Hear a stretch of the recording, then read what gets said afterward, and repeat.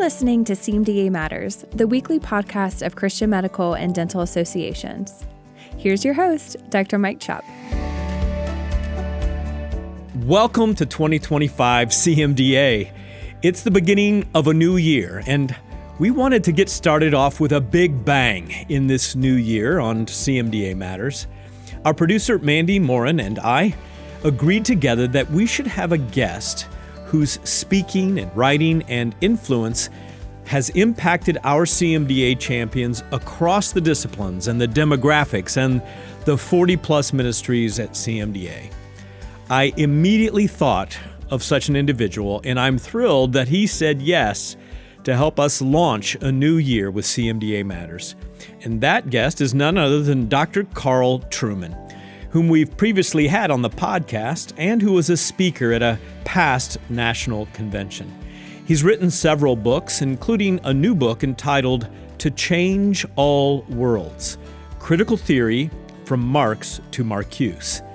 And so we asked him to join us to talk about how this book helps Christians, including those in healthcare, explore the topic of critical theory, and more importantly, how to respond to critical theory. I'm also joined by regular co-host Dr. Jeff Barrows, so let's jump right into this week's conversation with Dr. Carl Trueman, one of the most influential thinkers and authors in the Western Evangelical Church today.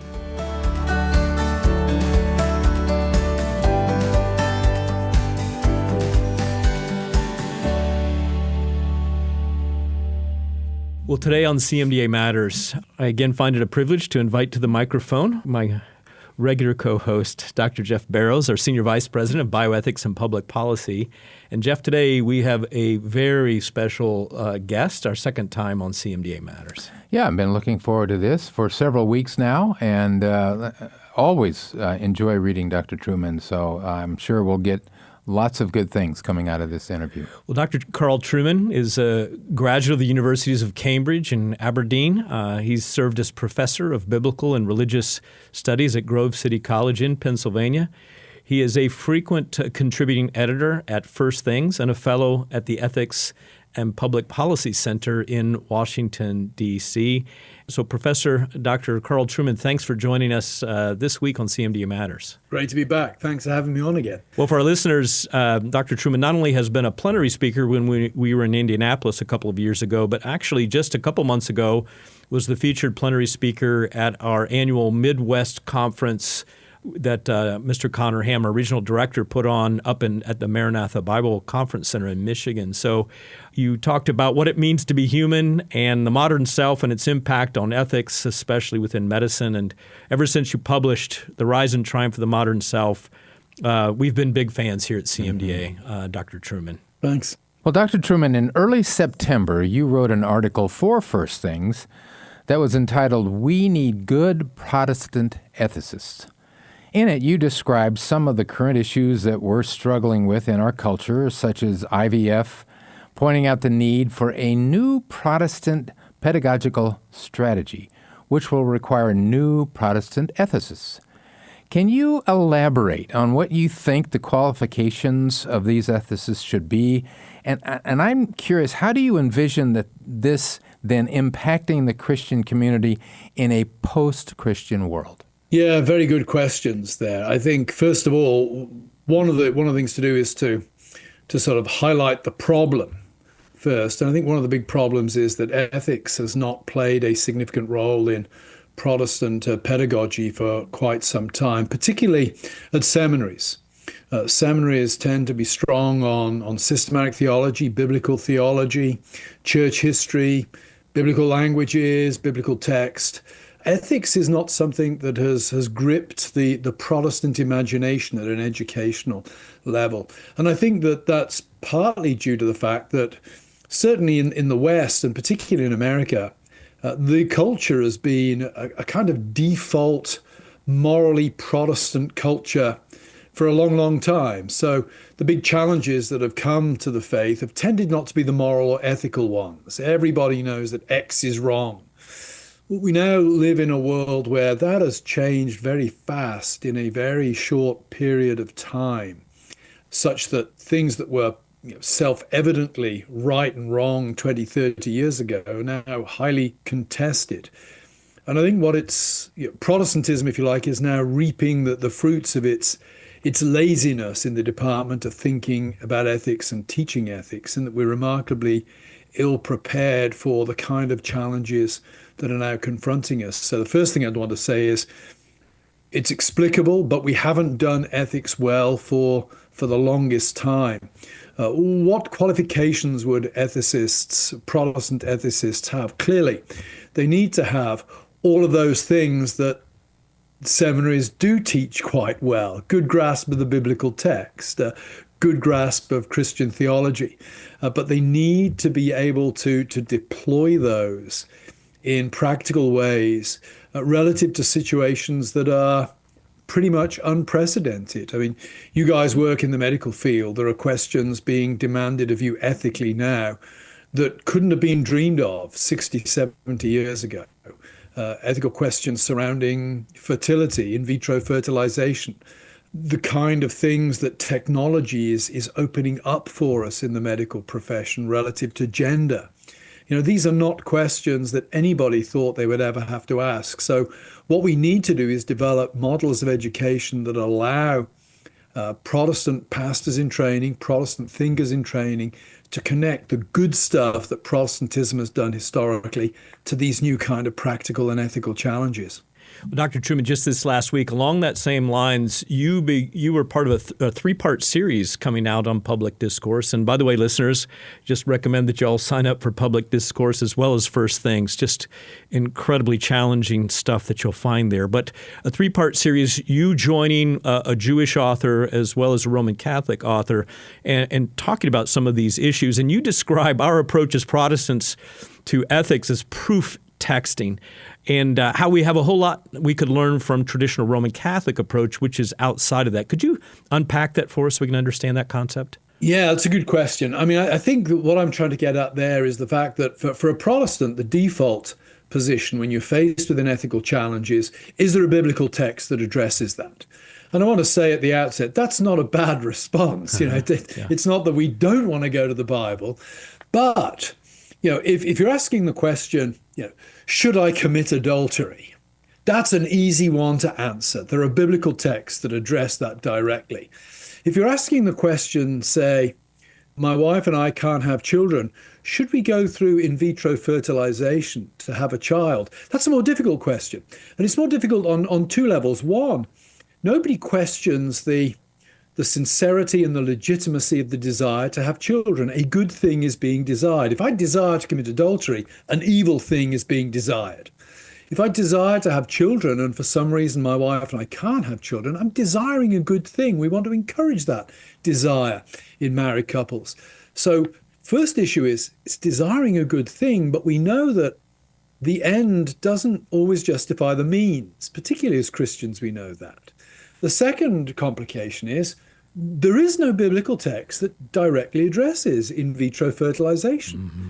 That's not a weakness in the Bible. The Bible was written thousands of years ago when these things weren't even dreams of the most, prophetic medical minds out of there.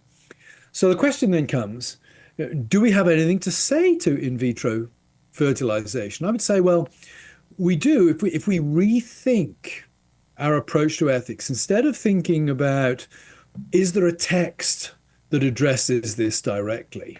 Maybe we should reorient our thinking to the idea of, what does the Bible teach us about what it means to be a human being made in the image of God? And when we have a robust theology of what it means to be a human being, then when we're faced with something like in vitro fertilization, the question becomes not so much, is there a text that deals with this, but does this process enhance that humanity or downgrade that humanity? Does it strengthen the biblical understanding of what it means to be human, or does it militate against it or weaken it in some way?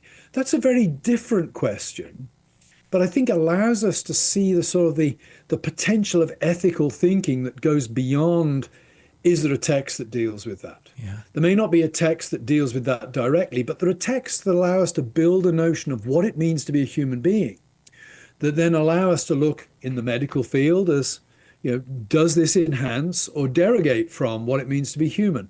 Could take a simple example, a child born with one leg.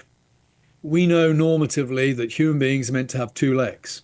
Doesn't seem to me to be a problem if somebody develops robotic legs to fit a robotic leg to that child. Mm-hmm. You're replacing something that should be there.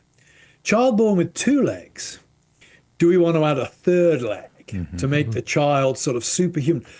That's the kind of question that my reorienting of ethics would allow us to get at and say, well, no, actually, that doesn't restore us to what it means to be human. It leads us to something that's actually beyond human or fundamentally not human in a certain way. And we are receiving, Dr. Trueman, especially Jeff, as our SVP of Advocacy and Bioethics, a preponderance of questions about IVF. It just seems that there is a lot of it, including you've contributed to the conversation, just so many authors writing about this right now. And it is really, you just can't proof text for IVF. It's really tough to do that. Speaking of the image of God in man, you've brought up a topic. A couple, 3 years ago, I spoke at a plenary for CMDA, and I mentioned no one is talking about consecration anymore. Well, you've brought up the topic because of the desecration of man that's been occurring in our culture over the last few years, and especially wrote an article about the free abortion, the abortions that were available at the Democratic National Convention earlier this year. But you've been contrasting anthropologies, those held by our secular post-Christian culture versus a biblically informed view of man. And you've pointed out that we as evangelical Christians, that we can stoop to actually using dehumanizing language ourselves, using the world's tools. So help us see how we as contemporary Christians can actually stoop and live by the standards of this world, or wage war, as Paul said, as the world does. Yeah, it's a good question. It's hard to give a thoroughgoing answer in just a minute or two. Mm-hmm. If you were to say to me, what's the problem with one of the big problems with abortion? I'd want to say you end up treating persons made in the image of God like a thing. The baby in the womb becomes a thing. We even use the term it's an embryo. We don't talk about it using personal language. We treat the embryo as a thing. And that's, to harp on the language of desecration, that's desecration, because if you're treating a living being made in the image of God as a thing, you are desecrating the image of God. But of course, abortion is only one of the more extreme and obvious examples of where we treat others made in the image of God as things. I'm very struck with a lot of online discourse that is disembodied, particularly what I would call the sort of cheap shot, wisecrack online discourse fostered on something like X, where the tendency then is not to treat the person with whom one is interacting as a person. The tendency is to treat them as the sum total of the tweets or the ideas that they've expressed using the medium. And my observation I'm a non-participant in X, by the way. I don't do X, but I just occasionally get stuff sent to me. I've noticed that the discussion tends to downgrade pretty quickly into a kind of slanging match with an increasing volume, less and less respect being shown to people. I don't have much experience of in-person debates. It's not my strength. It's not something I particularly enjoy, but the in-person debates I've been involved in, I've noticed that the temperature on the whole tends to go down, because when you're on stage with somebody debating with them, it's hard to forget they're a human being. Right. When you're looking into their eyes, or when you're looking I remember one debate I was in, looking into the audience and seeing the gentleman's wife on the front row. It's hard to look at a man's wife and then cut him off at the knees. Why? Because we're embodied people, and we're actually there in each other's presence. And there are, I would say, natural checks and balances on the whole in an embodied situation that don't apply online. So one of the drums I've been beating quite a lot over the last couple of years is, we need to be careful how we behave online, because it's very, very easy to forget that you're interacting with persons there. Years ago, I spoke at a church, and after the end of my talk, I was just mingling in the crowd, and young man came up to me and introduced himself and gave me his name. And I said, oh, I recognize your surname. Are you related to person X? And he said, yes. He said, and the reason I came this evening was, he said, I wanted to thank you because you're the one person who's interacted with my dad, who disagreed with him, who treated him with respect. You've always treated my dad with affection and respect. I don't say this to big myself up, because what immediately went through my mind was, wow, not everybody's son would come up and say that to me, the things I've done. But it really made me think, and thought, wow, yeah, when you interact with somebody online, you're interacting with somebody who has a wife or a husband, parents, children. It's a human being. And I fear that some of the default ways we interact today can be dehumanizing without us even realizing it. They can lead us into thinking that ways of speaking to and about each other are acceptable, which really aren't acceptable at all, precisely because they turn other people into things, into objects. Well, in my role here at CMDA, I oversee all of our advocacy work, and we've had a few members now and then who will raise the question, why are we even engaged in advocacy? So naturally, I'm curious, as with your vision of a renewed consecration within the Christian community, how do you see involvement with advocacy surrounding lawmaking, politics? And I guess I could put it another way, and that is there a role today for Christians beyond merely voting? Absolutely. I'm a sort of old-style Augustinian sort of guy. I'm a two cities guy. Yes, we are, as Christians, first and foremost, citizens of heaven, citizens of the heavenly city. But the earth is not simply a place which is a holding bay for heaven. We're placed on earth to love those around us. We're to reflect the character of God to those around us. We share certain loves, even with people with whom we may have profound disagreements. A few years ago, I was on a podcast of a fairly well-known gay journalist who at the end was sort of, I think, I don't mean this in a nasty way, but he was kind of gloating. Yeah, he was saying to me, you lost the culture war. Where do you go from here, kind of thing. And I said, okay, on the issue of gay marriage, I think, yeah, we lost. I said, but you and I still share certain things that we can stand shoulder to shoulder with in common. I said, we want cities where the streets are clean and safe for kids to walk down. We don't want to go to the medical profession. We don't want a world where parents are allowing confused children to be genitally mutilated simply because the kid is confused at a young age about exactly who they are, confused by and large by signals being sent by adults a lot of the time. Yes. We don't want to live in that kind of world. We have a responsibility towards those people. So my view is, first and foremost, as Christians, we need to be well grounded in our own faith. We need to be well catechized. We need to be a worshiping, hospitable community. But our responsibility doesn't end there. We also have a responsibility to make sure that this earthly city is as safe for the weak, the innocent, and the vulnerable as we can possibly make it. And that means I'll stand shoulder to shoulder with that gay guy. I'll stand shoulder to shoulder with Jewish friends. I'll stand shoulder to shoulder with Muslims. It depends on the issue. But if it's about this world and the safety of the weak and vulnerable in this world, I'll stand shoulder to shoulder with those people. And I will both give God thanks for and use all of the civil rights and mechanisms that he has given me in this society so to do. Before we continue with this week's episode, here's a special announcement for you.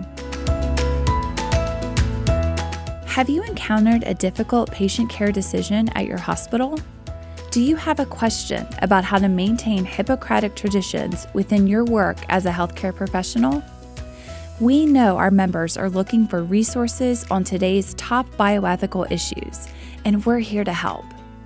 CMDA's Ethics Hotline is an on-call program assisting members who are facing these difficult patient care decisions or questions. The hotline is provided by a panel of Christian ethicists who also formulate CMDA's ethical position statements that are based on scientific, moral, and biblical principles. You can reach the hotline by calling 423-844-1000 or by visiting cmda.org/ethics. As a result of a partnership between CMDA and Alliance Defending Freedom, we are now offering free legal consultations for CMDA members who may be experiencing conscience freedom issues in the workplace. Exclusively available to CMDA members, this program is designed to serve members who feel they are being discriminated against in the workplace due to their firmly held moral and religious beliefs. If you feel your conscience freedoms are at risk, please visit cmda.org/legal to learn more about how we can help. Let's jump right back into this week's episode.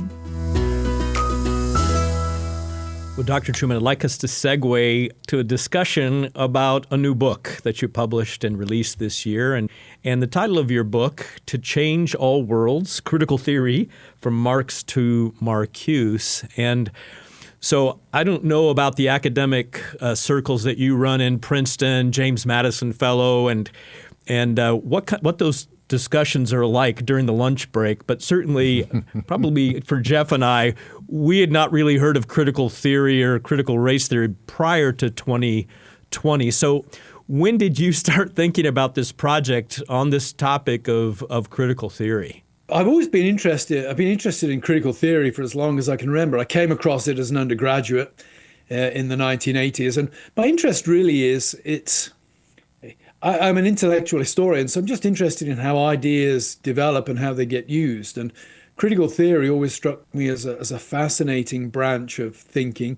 My history supervisor as an undergraduate was a card-carrying Marxist, and I think it was him who introduced me to some of this stuff.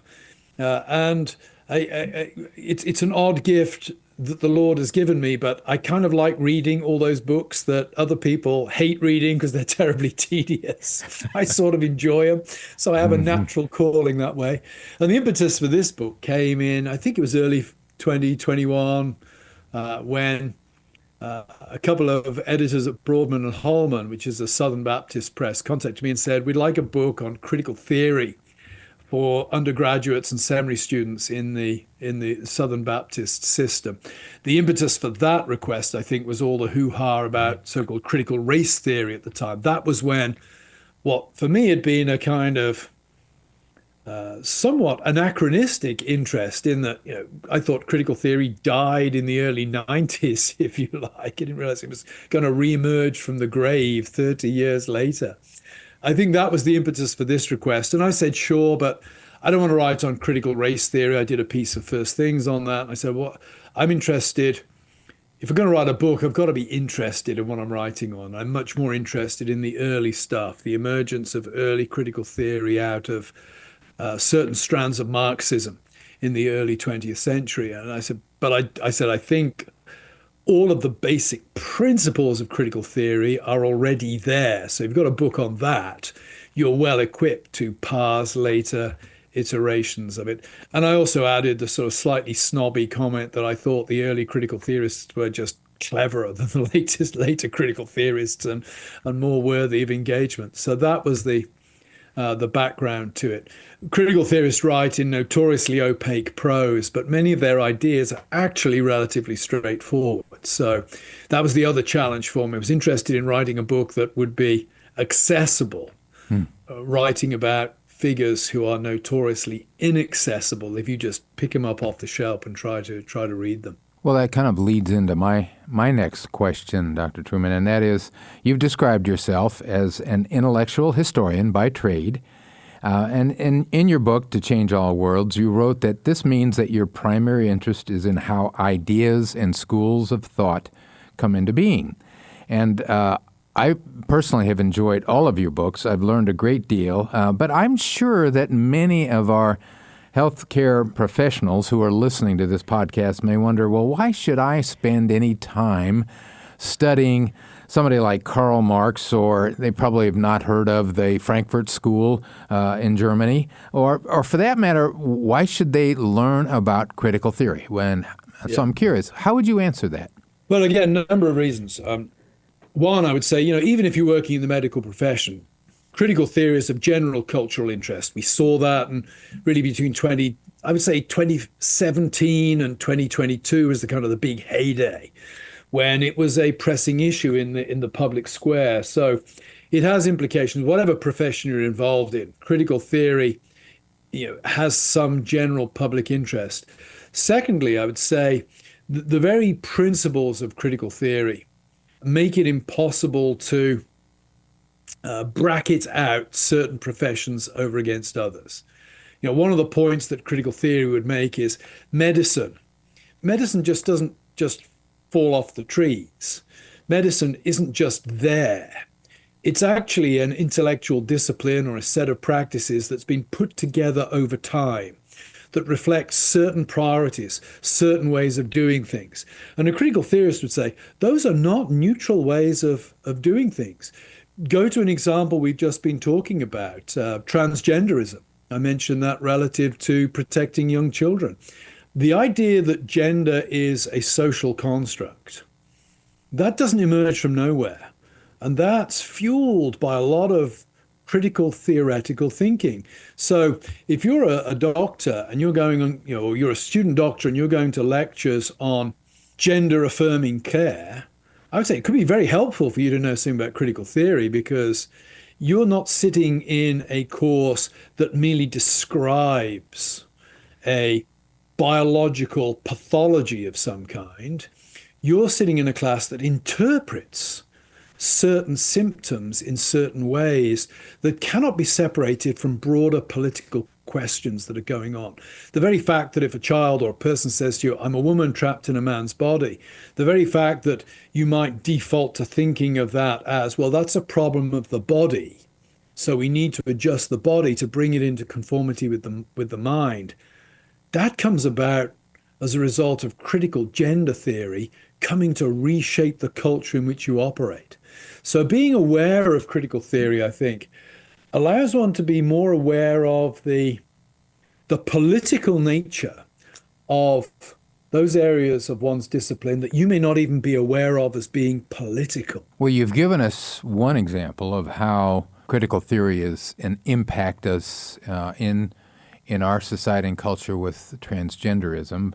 So I know you're gonna say that it's certainly consequential, but is there a way that you can kind of relate it to other things within our culture in terms of our Western world, especially debates about morality, truth, and authority? How does it rate in the much bigger picture? Yeah, well, one obvious way, and this is to be somewhat reductionist, but I think it points us to a truth, because when we use the term critical theory, of course, there are various branches of critical theory out there, not all of which agree with each other. But I think one obvious principle would be sexual codes are seen as constructed and oppressive. So the argument that certain forms of sexual behavior are good for human beings and certain other forms of sexual behavior are bad for human beings, that would be seen as, well, that's a political claim designed to outlaw certain kinds of people. So, you think about, you mentioned sexual morality. Sexual morality becomes an oppressive construct that has to be dismantled in order for human beings to be truly liberated. You could extend that beyond the realm of sexuality. Marxists famously do it for private property, of course. Private property is not a natural thing. Private property is a weapon used by one group to keep another group in a position of submission. So critical theory has a whole variety of applications, not just in the sexual and gender realm, but across the board.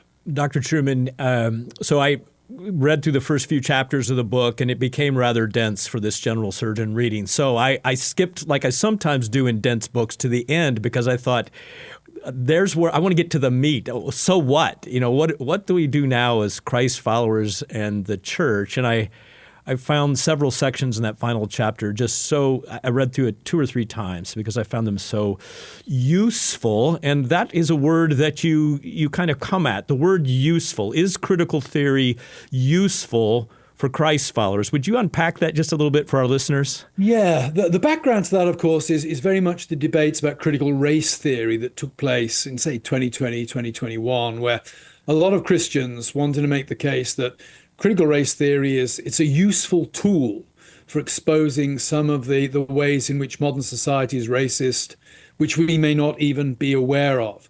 I was very concerned about that language because there are a couple of sort of philosophical problems I had with it. And one of them is that turns critical theory into a descriptive thing where it's really a rather radical revolutionary thing. But the other issue was if you start describing things that are fundamentally at their very core as useful, you start legitimating them. And what I wanted to try to do in that final chapter was find a way of articulating the fact that critical theory certainly does offer some insights, but one should never describe it as useful. And I drew an analogy with an early church heresy of Arianism. Mm-hmm. For listeners unfamiliar with that, it's an argument in the 4th century that the Son is fundamentally subordinate to the Father. And is indeed, in some of its more radical forms, argued that the Son is a creature. He's not even part of the Creator God. He's a creature. And I'd want to say, when looking at Arianism, does it raise some important questions? Absolutely. And indeed, we wouldn't have Trinitarian doctrine if Arianism had not raised the very important question of what is the relationship between the Father and the Son. That's a critically important question. On the other hand, I'm never going to stand up in my systematic theology classes at Grove and say, Arianism's a really useful tool for Christians. Why? Because it's a fun, taken as a whole, taken as it wants to be taken, it fundamentally subverts the gospel and the biblical doctrine of God. So I want to be pedagogically very careful. So if somebody says to me, are you saying that critical theory doesn't raise some useful questions? I'm going to say, oh yeah, critical theory raises some useful questions. So does Arianism. So does Marxism. You could get pretty radical and say that almost any vicious, wrong philosophy out there is typically asking a good question. It's just giving vicious and fundamentally wrong answers to that question. And I'd want to put critical theory in there and say, critical theory raises some important questions. It raises the question of, are those things that we think are natural, are they natural? Or are they the result of societies making us think in certain ways? That's a good question. Paul raises a similar question in some ways in Romans 1. It seems natural to worship the creature rather than the creator.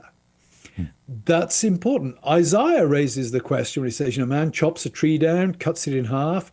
Half of it he uses to cook his dinner with. The other half he carves into an idol and he bows down and worships it. And he never asks the question, does this make any sense? Critical theory falls in, I think, with those kind of questions. But critical theory doesn't just ask questions. It brings with it a certain view of the world that is fundamentally antithetical to Christianity. And that's why I think one should never say it's a useful tool. Mm-hmm. Yes, it raises important questions. It demands that we answer questions maybe sometimes that we wouldn't have noticed or we feel uncomfortable answering. We have to answer them.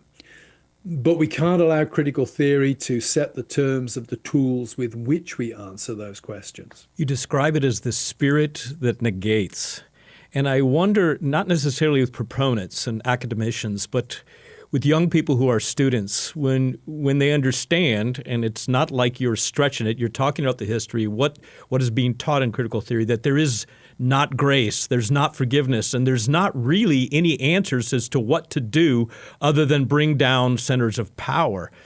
So you finish up the book by saying the answer, how should the church respond, is the church to be the church. And Jeff and I were saying that is what really was most attractive to us by the way you wrap up your book. And so just briefly, I know we're running out of time here, but briefly, how should the church be the church and combat these secular Christianity desecration of our faith? How can the church be the church? Well, I think first thing to say is that at the heart of critical theory and at the heart of a whole host of other non-Christian philosophies, The problem is it's an incorrect view of what it means to be a human being. That's what underlies a lot of these. So for the church to respond, first of all, I don't think the church can simply engage in a kind of addressing the issue of the day. You end up with sort of whack-a-mole at that point. You're always one step behind whatever craziness the world is throwing out. What the church can do well is be the church, be positively the church. How does she do that? Well, I think there are three areas that I would look at where we can focus. One would be catechesis, theology. We need to teach our people well. They need to know what the Bible teaches. They need to have a vision of the Bible's notion of humanity. They need to understand creation, fall, redemption, consummation, all of the classic catechetical stuff. We have to teach that. But we can't just teach that, because people don't buy into critical theory because they like critical theory. By and large, they buy into critical theory because they've got a whole host of other intuitions going on that mean this thing makes intuitive sense to them. We also need, I think, to be a worshiping community. And that's what I would say. The worship service. Let's not underestimate the power of the worship service, the rhythm of the worship service, the content of the worship service, the fact that it's not just word, it's also sacrament. These things shape how we think about ourselves and how we think about God. More than just reading a good book of theology, singing hymns, hearing the word preached, taking the Lord's Supper together, celebrating baptisms. These things give us a vision of what it means to be a human being that go beyond mere arguments. They shape our intuitions. And then thirdly, building on that, I would say hospitality. Going back to a theme I sort of touched on earlier, what is hospitality? Hospitality is treating somebody else as a person, not as a thing. My wife and I got, I think, 3 nights this week. We've got students round. We got students round on Sunday for lunch. We're going to go to a student recital for a couple of students we know on Saturday. What are we doing when we open our house, or when we go to a student recital, or when we have students for lunch? We're treating other human beings as human beings. And that has an impact. I mean, I don't remember many of the lectures I went to at college, but I do remember the moments when professors showed me hospitality. That had a profound impact. So I would say, the church being the church, let us make sure our doctrine is well taught, true and well taught. Let us make sure our worship shapes the Christian imagination with a great vision of who God is and who we are in his presence. And thirdly, let's practice hospitality, because it's one thing to teach students that, hey, everybody's a person. The best way to impress that on them is to treat them as persons. Well, Dr. Trueman, I can't think of anyone who more closely in our day would be like C.S. Lewis of the early 21st century. And I don't know if anyone has said that to you before, but I do want to encourage our listeners, sign up and subscribe to Public Discourse and First Things. And I don't know how you find time as a professor to write all of these things. Where do you fit this all in? It's a kind of, writing is an obsessive compulsive disorder, I think you guys would say for me. Just want to thank you for your answer regarding my question on advocacy. You have confirmed the way that I frame it here. I've told my staff we frame it as protecting the vulnerable, and so that fits exactly with what you answered. So thank you for that. Appreciate that very much. Yeah. Anything else, Dr. Trueman? I would just encourage people to, I think the danger today is we can lament and despair, because Christianity is becoming pretty marginal, and it's an uphill struggle for all of us at this point. But I think we also need to look for the opportunities. When you're marginal, it's much easier to be a strong community. Much easier to be hospitable, actually, when you're marginal. So I'd want to encourage listeners, there's a lot of bad news out there, but you don't have to let the bad news make your home a place of cynicism and despair. Yes, lamentation is entirely appropriate. The Psalms are full of lamentation. We are in exile, but don't let that be the final word. Make your own homes places of hope and kindness. Well, Professor Carl Trueman, thanks for your time this afternoon on CMDA Matters. Thanks for having me on again. It's been fun.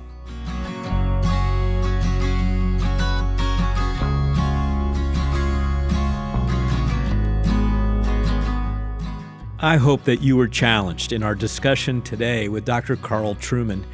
At CMDA, we are celebrating a 4-year renewal of our accreditation with ACCME, which is the main accrediting body for physicians in the United States, so that we can continue to provide Category 1 physician credit in our regional meetings and our national convention, and also to provide the same for other like-minded associations or organizations.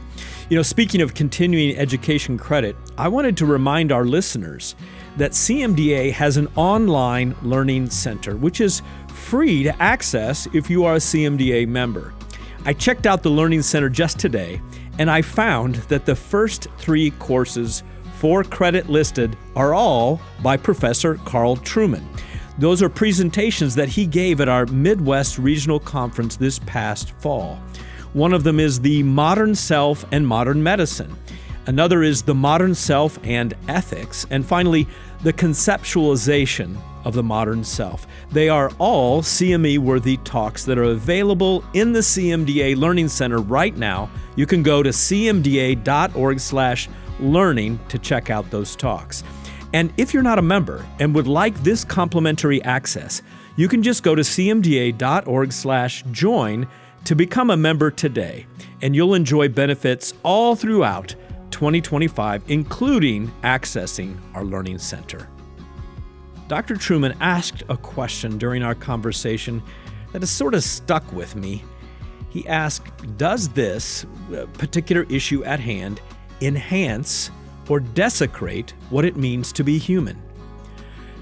It's a thought-provoking question that continues to percolate in my mind as we discuss issues like abortion or assisted suicide, transgenderism, and many others.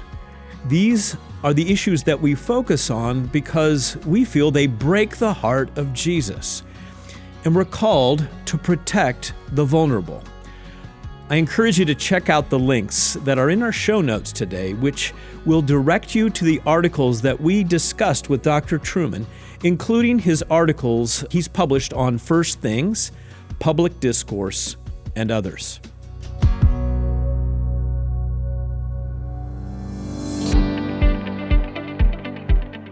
While we're talking about writings from Dr. Trueman, I also want to encourage you to visit the online CMDA bookstore, which is hosted by ChristianBook.com. There you'll find his latest books, which include To Change All Worlds and Strange New World, and The Rise and Triumph of the Modern Self. You'll also find a handful of other books that he's written. As I mentioned during the interview, a very good friend of mine and past president of CMDA, Dr. Lyle Whitman, we've been working our way through his 2024 book, Crisis of Confidence, Reclaiming the Historic Faith in a Culture That's Consumed with Individualism and Identity. You can visit the CMDA bookstore to find all these titles at cmda.org/bookstore. Well, if you enjoyed this discussion about the importance of ethics, then I also want to encourage you to register for the upcoming 2025 CMDA National Convention. And that's because we have an entire track that's devoted to ethics just for you during the convention's breakout sessions. And these can help you prepare for the challenges that are confronting today's culture, especially challenges confronting us in healthcare as Christians. Keep listening, and you'll hear more information from Jamie about this year's CMDA National Convention. Are you registered yet for the 2025 CMDA National Convention? We will be gathering just outside St. Louis in St. Charles, Missouri, as we learn about how God is calling us to be a spoke in the wheel for Christ in healthcare.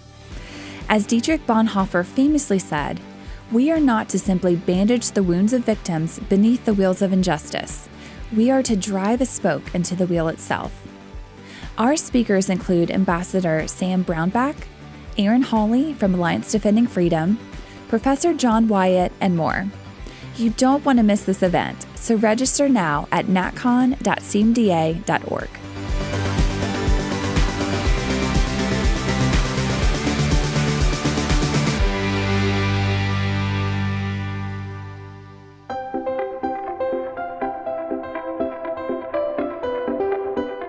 Next Thursday, friends, Dr. Jeff Barrows and I will be back right here in the studio for a conversation with Mary Eberstadt from the Faith and Reason Institute. We'll be discussing a book that she wrote recently entitled Adam and Eve After the Pill: Paradoxes of the Sexual Revolution. So be sure to listen in. As I close, I am remembering that statement made by Dr. Carl Trueman, which was part of his closing chapter of his new book. He said, "We're treating other human beings as human beings, and that makes an impact, a profound impact." My challenge for you listeners of CMDA Matters around the globe in the year 2025 is to embrace what we've talked about in this episode today and to treat other human beings as human beings. Every patient that we see, every student that we encounter, every resident that we are mentoring, they're all human beings and they're all children of God. They're not objects, as Dr. Trueman reminded us, but subjects. And the way that we treat them as Christ's ambassadors can have a profound impact on their lives, as well as their possible or ongoing walk with Christ. And as we do so, by imitating the way the great physician treated other persons, we will be bringing those persons the hope and the healing of Christ. That's what matters to CMDA, friends, in 2025, and CMDA matters. We'll see you next week, God willing. Thanks for listening to CMDA Matters. If you would like to suggest a future guest or share a comment with us, please email cmdamatters@cmda.org. And if you like the podcast, be sure to give us a 5-star rating and share it on your favorite social media platform. This podcast has been a production of Christian Medical and Dental Associations. The opinions expressed by guests on this podcast are not necessarily endorsed by Christian Medical and Dental Associations. CMDA is a nonpartisan organization that does not endorse political parties or candidates for public office. The views expressed on this podcast reflect judgments regarding principles and values held by CMDA and its members and are not intended to imply endorsement of any political party or candidate.